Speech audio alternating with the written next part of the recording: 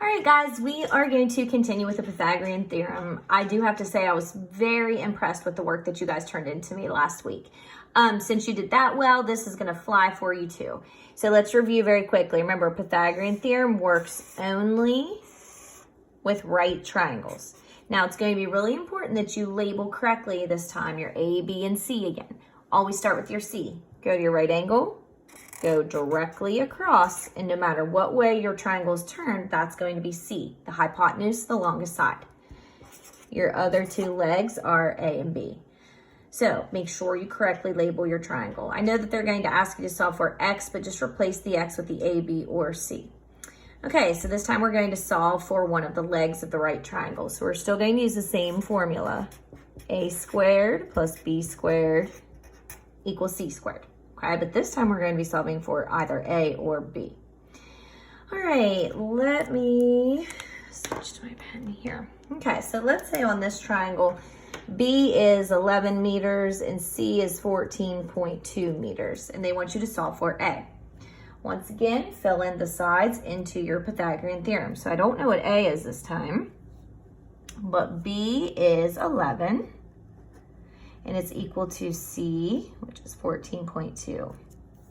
Okay, so my calculator, 11 squared is 121. So I bring down my problem. A squared plus 121 is equal to 14.2 squared, which is 201.64. Remember, no rounding until the end. Now we want to get the A by itself. So I have one extra step this time. That's all it is. To get the A by itself, we need to move the 121 to the other side of the equal sign. How are we going to do that? By doing the opposite of plus 121. So we are going to subtract 121 from both sides. So 201.64 minus 121 gives me 80.64. Bring down your problem. A squared is equal to 80.64. We have to get the A by itself by doing the opposite of squaring. The opposite of squaring, square rooting. So the square root of 80.64 gives me 8.9799778. Continuing on, when I round to the tenths, I get A is equal to, it'd be 8.979, so on. But to the tenths, that is going to make that round up to 9.0 or 9 meters.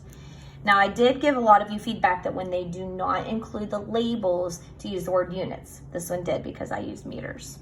Okay, I'm gonna show you one more and I think you'll be set. I'm gonna turn my triangle this time. Okay, there's that right angle. I'm going to go directly across from that, side C. There's A and B, your legs.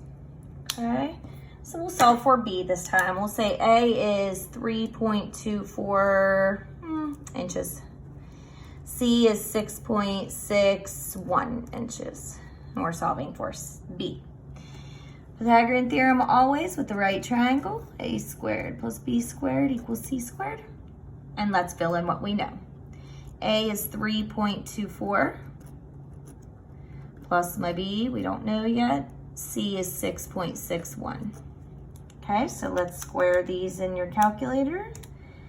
3.24 squared is 10.4976. Remember, no rounding until the end. Plus B squared equals 6.61 squared, 43.6921. Okay, to find the length of the leg, I need to get that B by itself. So we actually have to subtract first. I'm going to subtract 10.4976 from both sides. So 43.6921 minus 10.4976. B squared is 33.1945. To get the B by itself, let's do the opposite of squaring. Square rooting.